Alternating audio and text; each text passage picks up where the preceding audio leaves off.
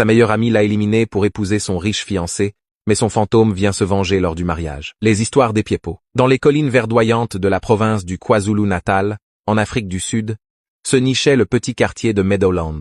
C'était un endroit où tout le monde se connaissait, où les enfants jouaient librement dans les rues poussiéreuses, et où les mères s'entraidaient comme une grande famille élargie. C'est dans ce décor pittoresque que notre histoire commence, il y a bien des années, avec deux petites filles, dont le destin allait s'entremêler de manière tragique. Tiffany et Maeva étaient nées à quelques mois d'intervalle dans le même quartier, dans des familles qui étaient déjà amies depuis une génération.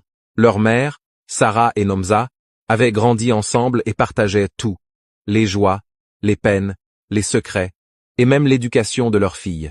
Dès l'âge de 3 ans, les deux fillettes étaient inséparables. On les voyait toujours ensemble, main dans la main, explorant chaque recoin du quartier, avec cette insouciance propre à l'enfance. Tiffany, avec ses grands yeux noisettes et ses cheveux bouclés, était vive et enjouée. Maeva, elle, possédait une beauté naturelle saisissante, avec son teint doré et son sourire radieux, qui illuminait tout sur son passage. « Regarde, maman, on dirait des jumelles », s'exclamaient souvent les voisins en les voyant passer. Et c'était vrai.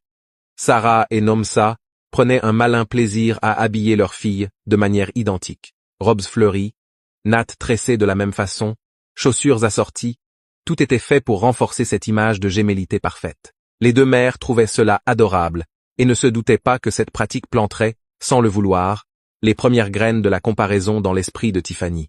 À l'école maternelle de Meadowlands, les instituteurs avaient fini par les surnommer les inséparables. Elles partageaient tout. Leurs jouets, leurs goûters, leurs secrets d'enfant. Si l'une pleurait, l'autre pleurait aussi. Si l'une riait, l'autre riait aux éclats. Leur complicité était si évidente que même les autres enfants les considéraient comme un duo indissociable. Les après-midi, quand Sarah devait se rendre au marché central de la ville pour vendre ses légumes, elle confiait naturellement Tiffany à Nomsa. De même, quand Nomsa devait s'absenter pour son travail de couturière, Maeva trouvait refuge chez Sarah. Cette organisation convenait parfaitement aux deux familles et renforçait les liens déjà solides entre les fillettes. Dans leur petit monde innocent, elles avaient développé leur propre langage secret, inventé des jeux imaginaires, où elles étaient tour à tour princesses, aventurières ou meilleures amies pour la vie. Elles se juraient fidélité éternelle avec cette sincérité touchante que seuls les enfants possèdent. « On sera toujours ensemble, hein Maeva ?» demandait souvent Tiffany. « Toujours et pour toujours, ma sœur de cœur », répondait invariablement Maeva en serrant fort la main de son amie.